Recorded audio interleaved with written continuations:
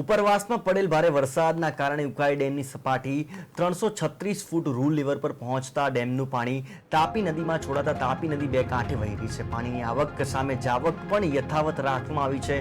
ઉકાઈ ડેમમાંથી 2.50 લાખ ક્યુસેક પાણી તાપી નદીમાં છોડાતા કાંઠા વિસ્તારના લોકોને એલર્ટ કરાયા છે। ડેમની સપાટી જાળવી રાખવા તબક્કાવાર પાણી છોડવામાં આવી રહ્યું છે। સુરત જિલ્લા કલેક્ટર અને મનપા કમિશનરે આપતી વ્યવસ્થાપન વિભાગના કર્મચારીઓને સ્ટેન્ડ બાય રહેવા આદેશ કર્યા છે।